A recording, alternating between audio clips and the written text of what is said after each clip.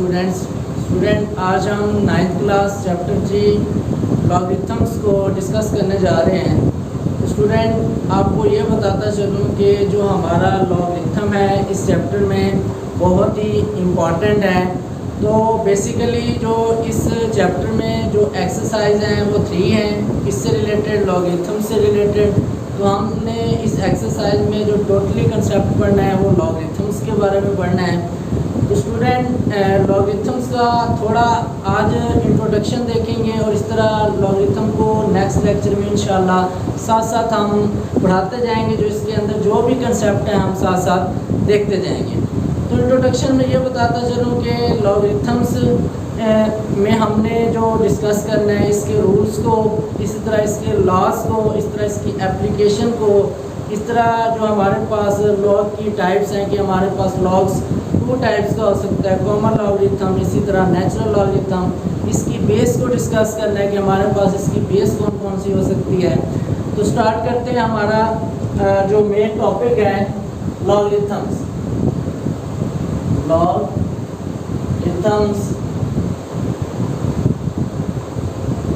तो student introduction में logarithm को आप ऐसे समझ लें कि हमारे पास जो लॉगरिथम है वो ऐसा कैलकुलेटर है जिसमें मैथ के कॉम्प्लिकेटेड क्वेश्चन बिल्कुल आसान हो जाते हैं।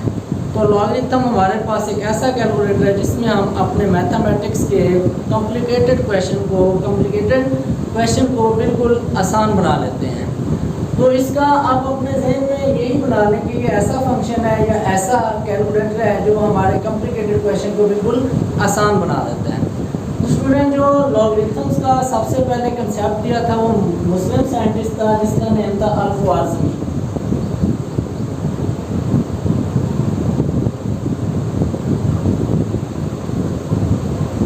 अल-ख्वारिज़मी वो मुस्लिम साइंटिस्ट था जिसने लॉग का कंसेप्ट दिया। और उसके बाद एक नया साइंटिस्ट था जिसका नेम था जॉन नेपियर। इसने काफ़ी वर्क किया इस पे लॉगरिथम्स पे और इसने लॉग टेबल को क्या किया था, प्रिपेयर। इसने लॉग टेबल जो कि इस चैप्टर की अंदर बिल्कुल इम्पॉर्टेंट टेबल है वो किस हवाले से कि स्टूडेंट हमने जो भी आगे एक्सरसाइज में क्वेश्चन करने हैं लॉगरिथम से रिलेटेड, तो इस टेबल का यूज़ हमारे लिए बहुत ज़्यादा इम्पॉर्टेंट है। तो इस टेबल की मदद से हम लॉगरिथम्स के मोस्टली क्वेश्चन को सॉल्व कर सकते हैं। तो इसने लॉग टेबल प्रिपेयर की और उसके साथ साथ बताया कि हमने इस लॉग के अंदर जो बेस यूज़ करनी है वो ई। हमने इस टेबल में जो बेस यूज़ करनी है वो ई है। इसी तरह एक थर्ड साइंटिस्ट था जिसका नेम था हेनरी ब्रिग्स।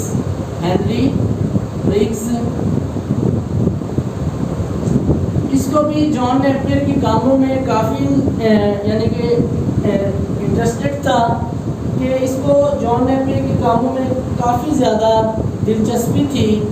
और ये साइंटिस्ट ने लॉग टेबल प्रिपेयर की और इसने ये बताया कि हमने इस लॉग टेबल में जो बेस यूज़ करनी है वो 10। हमने लॉग टेबल में बेस 10 को यूज़ करना है। तो इसी तरह स्टूडेंट एक और साइंटिस्ट था जिसका नेम था जॉब्स बर्की। जॉब्स बर्की वो साइंटिस्ट था जिसने हमें एंटी लॉगरिथम के बारे में बताया।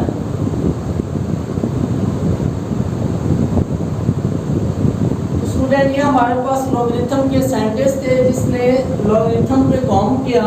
पहला साइंटिस्ट था जो कि मुस्लिम था अल-ख्वारिज़मी, जिसने हमें लॉग के बारे में बताया कि लॉग का यूज़ करते हुए हम मैथ के अंदर काफ़ी प्रॉब्लम्स को सॉल्व कर सकते हैं।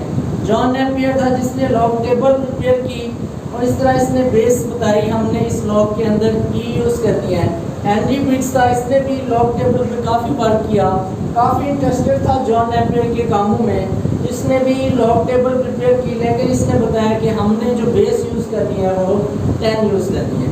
इस तरह जॉब्स बर्गी था, इसने हमें लॉगरिथम का एंटी लॉगरिथम के बारे में कंसेप्ट दिया, जो कि स्टूडेंट हम नेक्स्ट इंशाल्लाह एक्सरसाइज में इसका यूज़ करेंगे।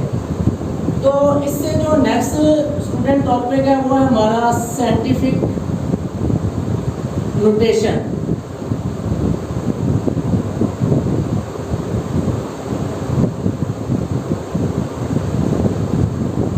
अब स्टूडेंट साइंटिफिक नोटेशन क्या है हमारे पास?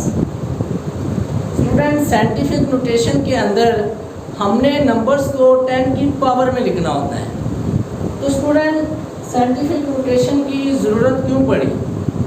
स्टूडेंट ये बताता चलो कि साइंटिफिक नोटेशन की ज़रूरत इस वजह से पड़ी क्योंकि हमारे पास मैथ के अंदर कुछ क्वेश्चन ऐसे थे जिसके अंदर जो नंबर ऑफ़ ज़ीरोज़ थे या तो बहुत ज़्यादा इंक्रीज़ हो रहे थे या बहुत ज़्यादा डिक्रीज़ हो रहे थे।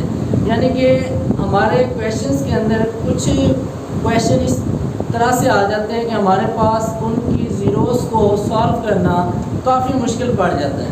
तो हमारे पास इस मेथड की को सॉल्व करने के लिए जो मेथड था वो साइंटिफिक नोटेशन था। साइंटिफिक नोटेशन में हम जो ज़ीरोज़ हैं उसको 10 की पावर में लिख सकते हैं। तो स्टूडेंट इसकी जो डेफिनेशन होगी वो क्या बनेगी? द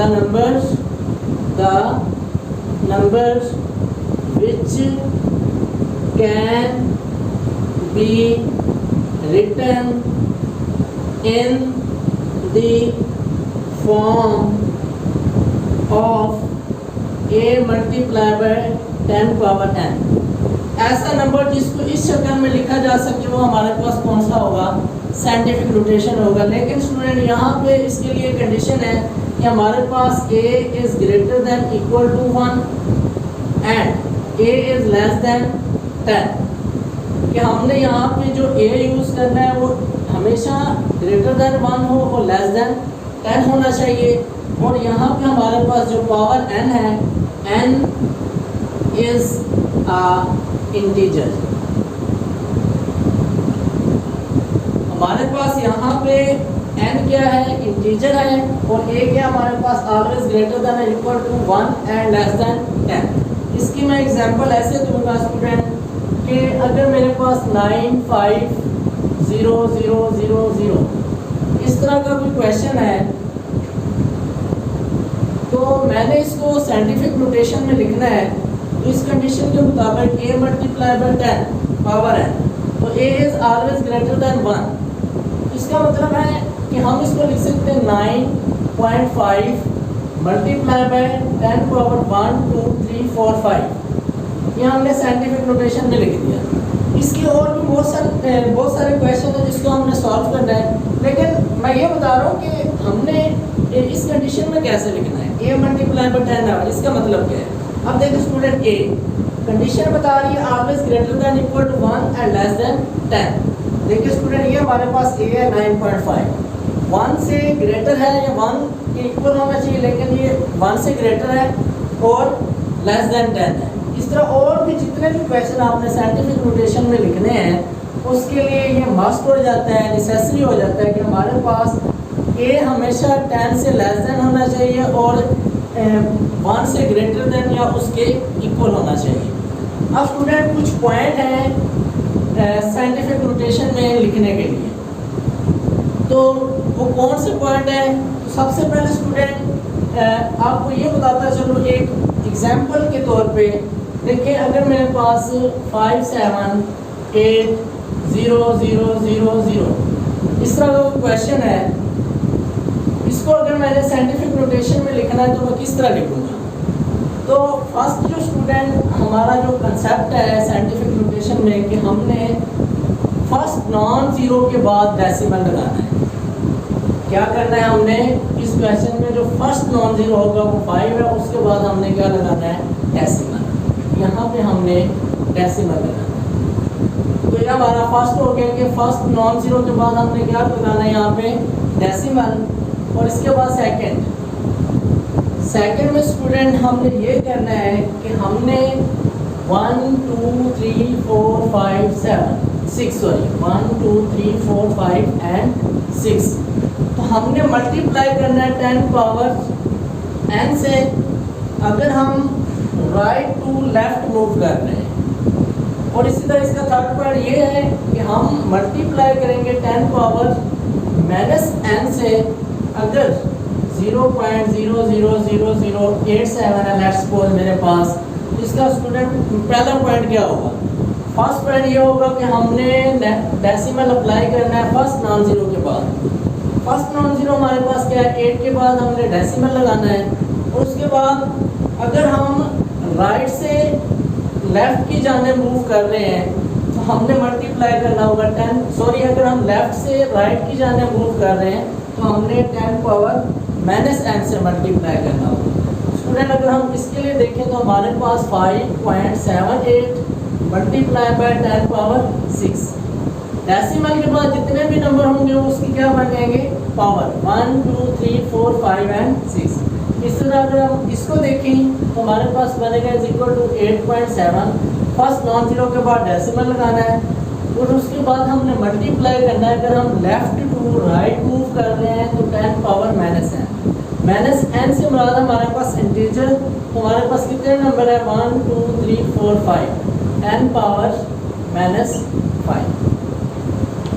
तो ये आपने ज़हन में रखना है स्टूडेंट। हमने साइंटिफिक नोटेशन के जितने भी क्वेश्चन करने हैं, फर्स्ट हमने क्या करना होगा? नॉन जीरो के बाद डेसिमल अप्लाई करना है। और उसके बाद अगर हम राइट से लेफ्ट मूव कर रहे हैं तो हमने 10 पावर n से, और इस तरह अगर हम लेफ्ट से राइट की जाने मूव कर रहे हैं तो हम 10 पावर -n से मल्टीप्लाई करेंगे। तो इसका स्टूडेंट एक्सरसाइज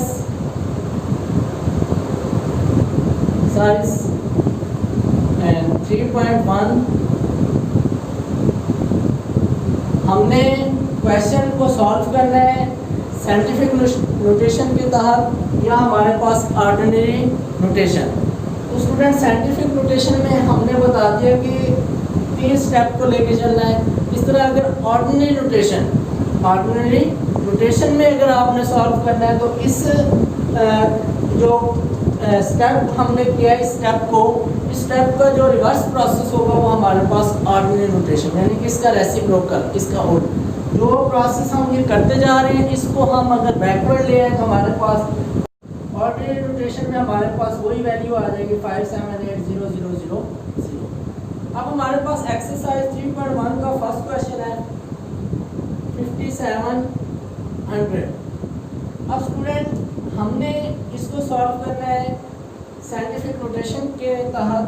तो फर्स्ट ये था कि हमारे पास फर्स्ट नॉन जीरो के बाद डेसिमल होना चाहिए, वो हमारे पास क्या होगा? 5.700। तो आप इसको डायरेक्टली लिख लें कि हमारे पास फर्स्ट नॉन जीरो के बाद डेसिमल यहाँ पे आएगा। इसी तरह 5.7 मल्टीप्लाई बाय 10 पावर 1 2 3 राइट से लेफ्ट मूव कर रहे हैं तो 10 पावर n। इधर लिख लें आप राइट टू लेफ्ट, इसी तरह लेफ्ट टू राइट। तो हम क्या करेंगे? 10 पावर -n से। तो ये मेरे पास बनेगा 10 पावर 3। इसी तरह इसका क्वेश्चन नंबर 2 4980000 एंड 0। इसको हमने सॉल्व करना है। तो इसका सॉल्यूशन 498 साइंटिफिक नोटेशन में इसको लिखना है 00। तो आप ये देख लें कि हमारे पास ये ऑर्डिनरी नोटेशन में दिया गया है, इसको हमने साइंटिफिक नोटेशन में लिखना है। फर्स्ट नॉन जीरो के बाद डेसिमल 4.98 मल्टीप्लाई बाय 1 2 3 4 5 6 7। अगर स्टूडेंट हमारे पास क्वेश्चन के अंदर डेसिमल नहीं दिया जाता तो इसका मतलब ये है कि 0 जहाँ पे एंड होती है वहाँ पे हमारे पास डेसिमल होता है। हमने राइट से लेफ्ट की जाने मूव करना है तो हमारे पास 10 पावर n। इसका मतलब है n हमारे पास क्या होगा? पॉजिटिव। तो 1 2 3 4 5 6 एंड 7। तो हम क्या करेंगे? 10 पावर 7। n पॉजिटिव होगा, 7 हमारे पास क्या है? पॉजिटिव। इसी तरह स्टूडेंट हमारे पास क्वेश्चन नंबर 3 9600000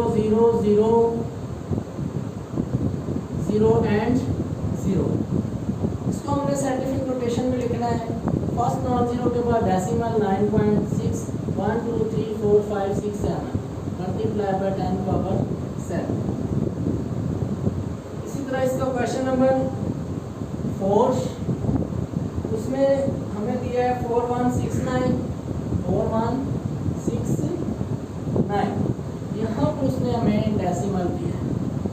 अब हमने डेसिमल को लेके जाना है फर्स्ट नॉन जीरो नंबर्स के साथ। हमारे पास बनेगा इसका सॉल्यूशन 4.169 मल्टीप्लाई बाय डेसिमल ने कितने डिजिट्स मूव किया है, first and second, 2 digit move किया है फ्रॉम राइट टू लेफ्ट, तो मल्टीप्लाई बाय 10 पावर 2। इसी तरह इसका स्टूडेंट क्वेश्चन नंबर 5 830 एंड 0। इसको हमने लिखना है साइंटिफिक नोटेशन में। तो वही स्टूडेंट प्रोसेस सॉल्यूशन, इसका सॉल्यूशन में फर्स्ट नॉन जीरो डेसिमल लगाना है हमने। फर्स्ट नॉन जीरो डिजिट्स के बाद क्या बनेगा 3 एंड 4, यानी कि 8.3 मल्टीप्लाई बाय 10 पावर 4। तो इसी तरह इसका क्वेश्चन नंबर 6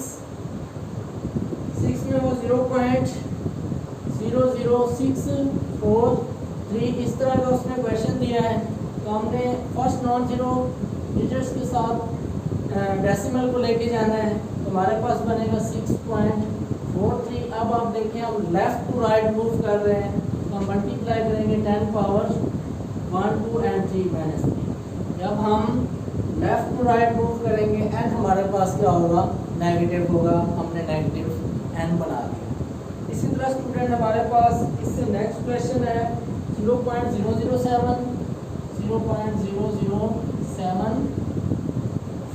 क्वेश्चन नंबर 7 है ये मेरे पास। तो आप ये देखें कि हमारे पास यहाँ पे डेसिमल में मूव करना है फर्स्ट नॉन जीरो डिजिट्स के पास। हमारे पास क्या बनेगा इसके सॉल्यूशन में 7.4 मल्टीप्लाई बाय 10 पावर -3। इसी तरह क्वेश्चन नंबर 8 में 60000 एंड 000 साइंटिफिक नोटेशन में लिखना है हमने। तो इसका सॉल्यूशन डेसिमल लास्ट में होगा, अगर हमारे पास नहीं दिया गया 3 3 6 और 7, तो हम लिख सकते हैं 6 मल्टीप्लाई बाय 10 पावर 7। डेसिमल यहाँ पे आएगा, कहाँ से, लास्ट से यहाँ पे मूव करके आएगा। कितने डिजिट्स मूव कर रहे हैं वो उसकी पावर बन जाएगी। इसी तरह क्वेश्चन नंबर 9 में उसने हमें दिया है 0.00045678395। 395 मेरे ख्याल में उसने 8 जीरोस दिए हैं। आपने देख लेना है कि हमारे पास कितनी जीरोस हैं, उसी जीरो के मुताबिक आपने क्वेश्चन को सॉल्व कर देना है। हमारे पास सॉल्यूशन है इसका, डेसिमल में मूव करना है फर्स्ट नॉन जीरो डिजिट्स के साथ। 1 2 3 4 5 6 7 8 9 टाइम इंक्रीज कर रहा है, तो हम लिख सकते हैं 3.95 मल्टीप्लाई बाय 10 पावर। हम मूव कर रहे हैं लेफ्ट टू राइट, तो एन हमारे पास नेगेटिव होगा, तो 10 पावर -9। इस तरह इसका लास्ट क्वेश्चन है क्वेश्चन नंबर 10। उसने हमें बताया है 27500। इस तरह नीचे हमारे पास 0.0025। इसको हमने साइंटिफिक नोटेशन में लिखना है स्टूडेंट। नॉमिनेटर को अलग से लिख देंगे और डिनोमिनेटर को अलग से लिख देंगे। तो इसका सॉल्यूशन तो हमारे पास क्या बनेगा, फर्स्ट नॉन जीरो के बाद डेसिमल, तो 2.75 फ्रॉम राइट टू लेफ्ट 3 और 2 5 मल्टीप्लाई बाय 10 पावर 5 ओवर। अब हम लेफ्ट टू राइट मूव कर रहे हैं, फर्स्ट नॉन जीरो के बाद डेसिमल आएगा, तो हमारे पास क्या बनेगा 2.5 मल्टीप्लाई बाय 10 पावर -3। इस तरह हमने टोटली स्टूडेंट जो क्वेश्चन से उसको साइंटिफिक नोटेशन से सॉल्व किया। तो इस तरह क्वेश्चन नंबर जो 2 है वो उसने हमें साइंटिफिक नोटेशन में दिया है। इस टाइप का दिया होगा 10 पावर 2, कभी 10 पावर 4 में, कभी 10 पावर -3 में, कभी 10⁻⁹ में साइंटिफिक नोटेशन में देगा, हमने उसको चेंज करना होगा ऑर्डिनरी नोटेशन में। स्टूडेंट क्वेश्चन नंबर 2 आपने खुद सॉल्व करना है। इस तरह नेक्स्ट लेक्चर में इंशाल्लाह हम एक्सरसाइज 3.2 से पहले जो भी लॉगरिथम्स के बारे में कुछ रूल्स हैं, कुछ डेफिनेशंस हैं, उसको डिस्कस करेंगे। अल्लाह हाफ़िज़।